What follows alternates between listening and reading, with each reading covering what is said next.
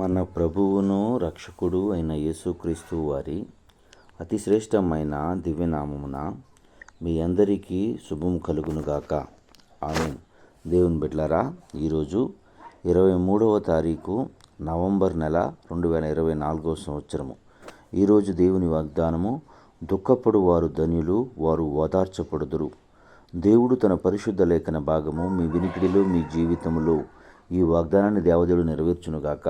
ఆమేన్. దేవుని బిడ్డలారా, దేవుడు అంటున్నటువంటి మాట, దుఃఖాన్ని కలిగి ఉన్నారా, మీరు ధన్యులు, ఓదార్చబడుదురు. దేవుని యొక్క మాట నీ హృదయంలోనికి చొచ్చి ఆ మాట మీద ఆశపడి నీవు బ్రతికిన ఎడల నిశ్చయముగా దేవుడు తన మాటను విని బ్రతుకుతున్నారు అని దేవుడు వారి జీవితాన్ని ఆశీర్వాదకరంగా ఉంచుతాడు. ప్రియ సహోదరి సహోదరులారా, దేవుడు అబ్రహాం గారు నీకు పిలుస్తారు, నీకు ఒక్కడై ఉన్న కుమారుణ్ణి నాకు బలిగా అర్పించు అని చెప్పినప్పుడు అతడు హృదయంలో ఎంత దుఃఖం ఉండి ఉంటుంది, ఎంతగా కృంగిపోయి ఉంటాడు, ఎన్ని ఆలోచనలు తన హృదయంలోకి వచ్చి ఉంటాయి, ఎన్ని రకాలుగా తన మానసికంగా కృంగిపోయి ఉంటాడు. అటువంటి దుఃఖాన్ని దేవుడు ఓదార్చాడు. తీసుకున్నాడా? తీసుకోలేదు.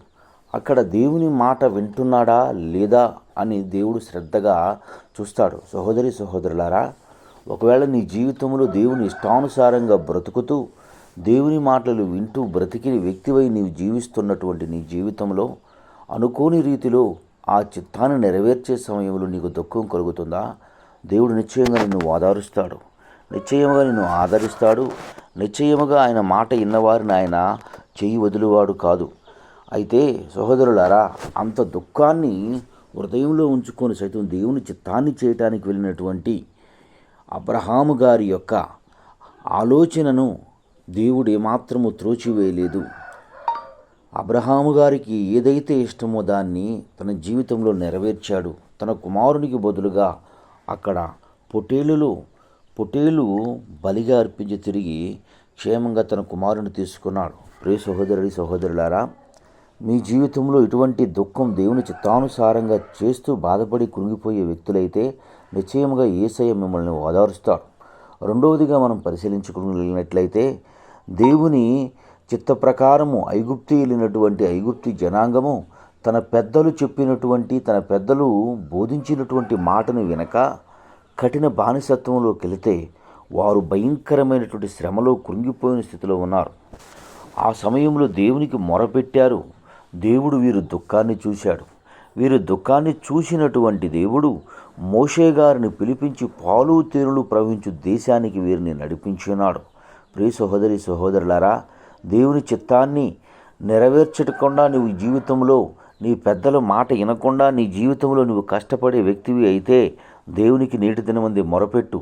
దేవుడు నిశ్చయంగా నీ మొర వింటాడు. నువ్వు చేసే ప్రార్థనకు జవాబిస్తాడు. నీ దుఃఖాన్ని తీసివేస్తాడు. ఎంతో దుఃఖపడినటువంటి ఇశ్రాయేలు ప్రజలను దేవుడు పాలు తేనెలు ప్రవహించు దేశానికి తీసుకుని వెళ్ళి దేవుడు ఈరోజు ఏది ఇవ్వాలో ఆ రోజు వారికి ఇచ్చి వారిని పోషిస్తూ 40 సంవత్సరములు కాసి కాపాడాడు. సహోదరులారా, దేవుడు చెబుతున్నటువంటి మాట, దుఃఖపడుచున్న మీరు ధన్యులు, ఓదార్చబడుదురు. సహోదరులారా, మూడో విషయాన్ని మనం పరిశీలించగలిగినట్లయితే, బహు దుఃఖముతో కన్నీటితో ఇబ్బందితో అందరూ చేసే హేళనకి కృంగిపోయిన స్థితిలో ఉంది అన్నమ్మగారు. కృంగిపోయిన స్థితిలో ఉన్నటువంటి అన్నమ్మగారు దేవుని మందిరములోనికి వచ్చి దేవుని సన్నిధిలోనికి వచ్చి దేవుని సన్నిధిలో మొరపెట్టినయా, నాకు కుమారులు లేరని అందరూ హేళన చేస్తున్నారు గనుక నాకు కుమారునిస్తే నేను నీ సన్నిధిలో వాడిని తల మీద కత్తి పెట్టకుండా తీసుకుని వచ్చి నీ సన్నిధిలో దీనికి సమర్పణ చేస్తాను అని మొక్కుకుంది. దేవుడు దర్శించి తనకు చక్కని కుమారుణ్ణి ఇచ్చాడు. ఆ కుమారుణ్ణి బట్టి అనేకులకు ఆశీర్వాదకరమైనటువంటి సంతోషాన్ని, ఓదార్పునిచ్చారు అన్నమ్మగారికి. సోదరులారా, దేవుని మాటగా చెప్తున్న దేవుని చిత్తాన్ని చేస్తూ దుఃఖపడుతున్నావు, దేవుడు నిన్ను ఓదారుస్తాడు. నీ పెద్దల మాట పెడచేవన పెట్టి దుఃఖపడుతున్నావేమో, యేసయ్యకు మొరపెట్టి నిన్ను ఓదారుస్తాడు. అందరూ చేస్తున్నటువంటి హేళనను బట్టి, అందరూ చేస్తున్నటువంటి తృణీకరణను బట్టి నీవు దుఃఖపడుతున్నావేమో, యేసయ్య మందిరంలోనికి వచ్చి మొరపెట్టు. యేసయ్య మొరవిని నిన్ను ఓదారుస్తాడు.